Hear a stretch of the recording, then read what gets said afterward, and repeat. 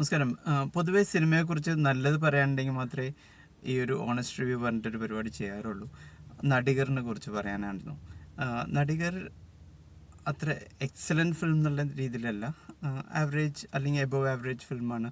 അതിപ്പോൾ നമ്മൾ ഈ 2024 തുടങ്ങി നല്ല സിനിമകൾ കണ്ടിട്ട് ആ ഒരു ആവേശത്തിൽ സിനിമകൾ കാണുമ്പോൾ അതിൻ്റെ തുടർച്ചയായിട്ട് വരുമ്പോൾ കുറച്ചെങ്കിലും പോരായ്മകൾ തോന്നുകയാണെന്ന് വെച്ചിട്ടുണ്ടെങ്കിൽ ചിലപ്പോൾ നമുക്ക് അത്ര തൃപ്തി തോന്നിക്കൊള്ളുന്നില്ല. ആ ഒരു അർത്ഥത്തിൽ ഒരു മികച്ച സിനിമയൊന്നുമല്ല നടിഗർ. എന്നിരുന്നാലും ആ സിനിമ ഒരുപക്ഷെ സിനിമ ആസ്വദിക്കുന്ന ആളുകൾ, സിനിമ പഠിക്കുന്ന കുട്ടികൾ തീർച്ചയായിട്ടും കണ്ടിരിക്കേണ്ടത്. ആക്ച്വലി ഇതൊരു ഗ്രൂമിങ്, ഒരു ടൊവിനോ അവതരിപ്പിച്ച ക്യാരക്ടറിൻ്റെ ഒരു ഗ്രൂമിങ് നമുക്ക് ഈ സിനിമയിൽ കാണാം.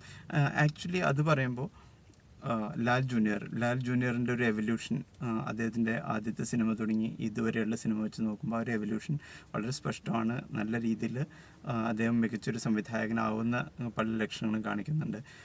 പക്ഷേ ഇതിൻ്റെ ഒരു രസം എന്താണെന്ന് വെച്ചിട്ടുണ്ടെങ്കിൽ, തുടക്കത്തിൽ ധ്യാൻ അവതരിപ്പിക്കുന്ന ഒരു ക്യാരക്ടറുണ്ട്. ഒരു സിനിമ കംപ്ലീറ്റ് ചെയ്യുന്ന എഡിറ്റിങ്ങിൻ്റെ ഒരു പ്രോസസ്സാണ്. അതിൽ ഒരു സംവിധായകന് തോന്നുന്ന ചില അതൃപ്തികൾ ടുവേർഡ്സ് എൻഡ് നമുക്ക് ഈ മൊത്തത്തിൽ സിനിമ കാണുമ്പോൾ ചിലപ്പോൾ അത് ആ ഒരു രംഗം ഇതിൻ്റെ മൊത്തത്തിൽ സിനിമയുടെ ഒരു ഇൻഡിക്കേഷനായിട്ടൊക്കെ തോന്നാം. ഏറ്റവും രസകരമായിട്ടുള്ള കാര്യം, ടൊവിനോൻ്റെ ഒരു ഗ്രൂമിങ് സെഷൻ അല്ലെങ്കിൽ ഒരു ഗ്രൂമിങ് പ്രോസസ്സ് എന്ന് വേണമെന്ന് നമുക്ക് കാണാം. അത് പല രീതിയിൽ ട്രോളുകളായിട്ട് കാണിക്കുന്നുണ്ട്. ഈവൻ മായനദി പോലും ഇതിൽ ട്രോൾ ചെയ്യപ്പെടുന്നുണ്ട് എന്നുള്ളതാണ്. നമുക്ക് പലർക്കും ടൊവിനോനെ ആസ് എ പേഴ്സൺ ഇഷ്ടപ്പെടാം, അതിലത്തരം രംഗങ്ങളുണ്ട്. പക്ഷേ അതാണ് ഏറ്റവും ഇതിൻ്റെ സിനിമ മൊത്തത്തിൽ നല്ല ആസ്വാദികരമായിട്ട് പോകും. എന്ന് വെച്ചാൽ ആവേശത്തോടുകൂടി കാണാവുന്ന രീതിയിലുള്ള ഒരു സെക്കൻഡ് വാച്ചിനുള്ള സ്കോപ്പില്ല എന്ന് തന്നെ പറയാം. പക്ഷേ ഒരു വൺ ടൈം വാച്ച്, സിനിമ നേരത്തെ പറഞ്ഞ പോലെ സിനിമ പഠിക്കുന്നവർക്ക്, സിനിമ കൂടുതൽ ആസ്വദിക്കാൻ താല്പര്യമുള്ള ആളുകൾക്ക് തീർച്ചയായിട്ടും പോയി കാണാൻ പറ്റിയൊരു സിനിമയാണ്. ഇതിൽ ഭാവന ചെയ്ത ക്യാരക്ടറിൻ്റെ അതും ഈ പറഞ്ഞ പോലെ ഒരു ട്രോൾ, കൃത്യമായിട്ട് കുറിക്കൊള്ളുന്ന രീതിയിലുള്ള ഡയലോഗ്സ് പുള്ളിക്കാരെ കൊണ്ട് പറയിക്കുന്നുണ്ട്. അത് ആരെ ഉദ്ദേശിച്ചാണ്, എങ്ങനെയാണെന്നുള്ളതൊക്കെ സിനിമ കാണുമ്പോൾ നമുക്ക് മനസ്സിലാവും. വളരെ സ്പഷ്ടമാണ്, വളരെ ഭംഗിയായി ചെയ്തിട്ടുണ്ട്. ഭാവന ചെയ്ത ക്യാരക്ടർ ചെറിയ ക്യാരക്ടറാണ്, പക്ഷേ രസമായിട്ട് അവതരിപ്പിച്ചിട്ടുണ്ട്. പൊതുവേ സിനിമയിൽ അഭിനയിച്ചിട്ടുള്ള പല ആളുകളും ഇപ്പോൾ ചെറിയ റോളുകൾ ചെയ്തിട്ടുള്ള ആളായിക്കോട്ടെ, സൗബിനെ എനിക്ക് വളരെയധികം ഇഷ്ടപ്പെട്ടു. സൗബിന് ചെയ്യുന്ന വളരെ സട്ടിലായിട്ടുള്ള കുറേ കാര്യങ്ങളാണ് സൗബിനും ടൊവിനും കൂടി അവതരിപ്പിക്കുന്ന ചില രംഗങ്ങളൊക്കെ. പക്ഷേ അത് വളരെ കൃത്യമായിട്ട്, വളരെ രസകരമായിട്ട് അവതരിപ്പിച്ചു. ഇതിനേക്കാൾ ബെറ്റർ ആക്കാൻ പറ്റുമോ വെച്ചാൽ ചിലപ്പോൾ പറ്റുമായിരിക്കും. പക്ഷേ ഇത് നല്ല രസമായിട്ട് കൊണ്ടുപോയിട്ടുണ്ട്, നല്ല ആസ്വാദികരായിട്ട് കൊണ്ടുപോയിട്ടുണ്ട്.